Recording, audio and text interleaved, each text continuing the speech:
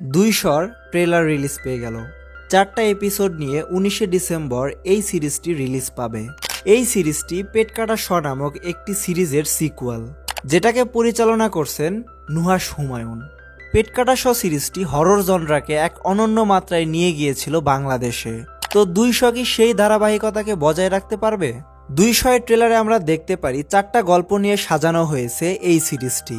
তো 4টা পর্বের নাম হলো বেসুরা, ওয়াক্ত, অন্তরা এবং ভাগ্য ভালো।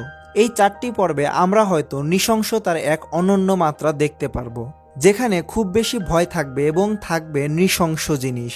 200তে থাকা অন্তরা পর্বটি হয়তো আগের সিরিজ পেটকাটা শ এর চঞ্চল চৌধুরীর পর্বটির সাথে কানেক্টেড থাকবে।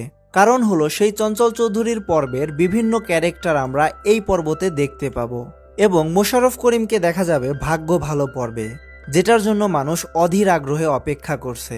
চঞ্চল চৌধুরী এবং মোশাররফ করিম মানেই তো মানুষ পাগল হয়ে যায়। তো তাদের দুইজনকে দেখিয়ে এই ট্রেলারটি হয়তো বুঝিয়ে দিয়েছে এবার হয়তো আমরা একটা ভালো হরর সিরিজ পেতে যাচ্ছি।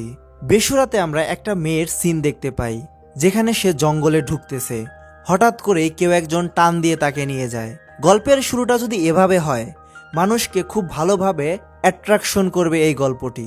দ্বিতীয় পর্ব ওয়াক্ত, যেখানে আমরা দেখতে পারি একজন যুবকের মুখ থেকে কাচের টুকরো বের হচ্ছে, অর্থাৎ তার ভিতরে হয়তো কোনো ভূতের আসর হবে, যেটা তাকে এই কাচ খেতে বাধ্য করবে। তৃতীয় পর্ব অন্তরাতে আমরা দেখতে পাই একজন মিষ্টি খাচ্ছে।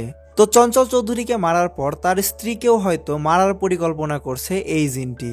এবং লাস্ট পর্বর নাম আমরা দেখতে পাই ভাগ্য ভালো, যেখানে মোশাররফ করিম একজন জ্যোতিষীর চরিত্রে অভিনয় করবে।